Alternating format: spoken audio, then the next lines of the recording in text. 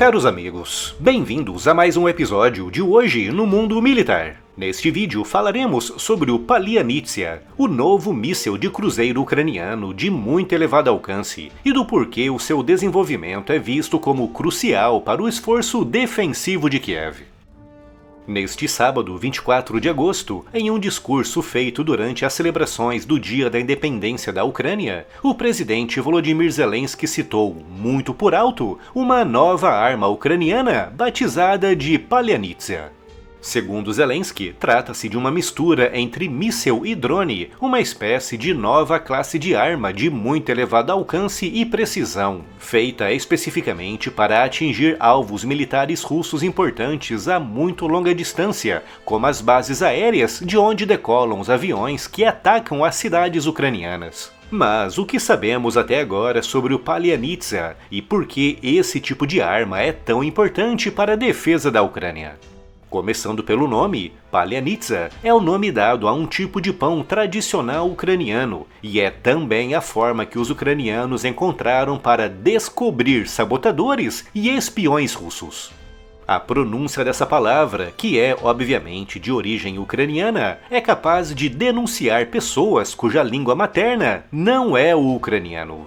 Durante a guerra, quando os soldados russos são capturados, alguns tentam se passar por ucranianos, conversando e se expressando em ucraniano. Por isso, em situações assim, os ucranianos exigem que os prisioneiros repitam a palavra Palianitsia, descobrindo assim se são mesmo ucranianos ou se são russos disfarçados.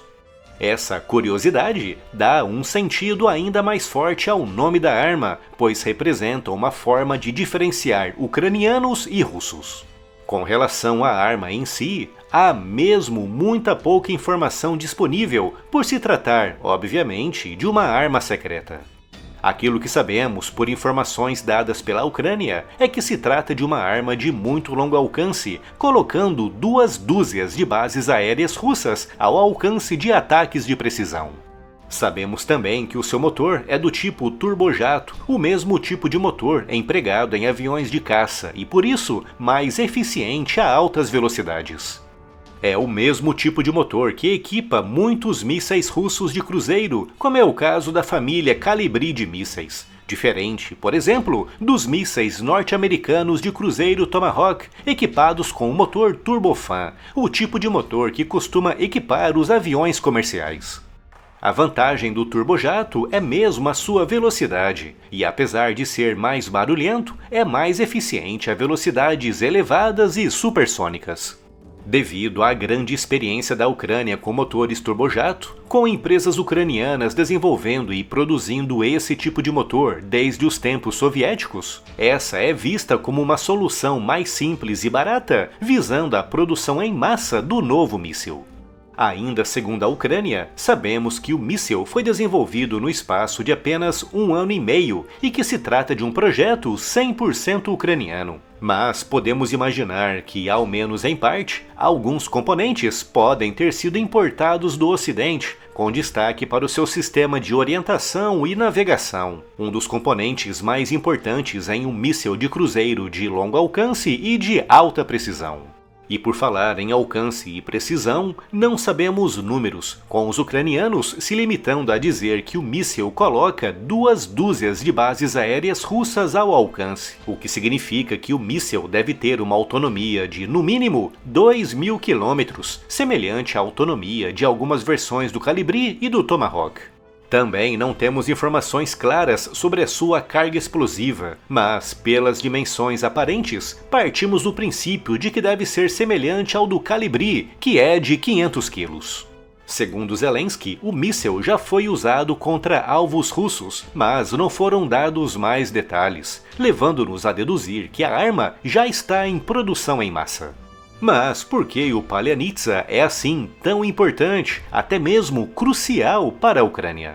Hoje, a maior ameaça para a Ucrânia é representada pelos terríveis e muito letais mísseis russos de longo alcance, com muitos desses mísseis sendo lançados a partir de navios baseados em portos a muitas centenas de quilômetros das posições ucranianas, e cada vez mais por caças e bombardeiros destacados em bases aéreas a centenas ou até mesmo a milhares de quilômetros de distância.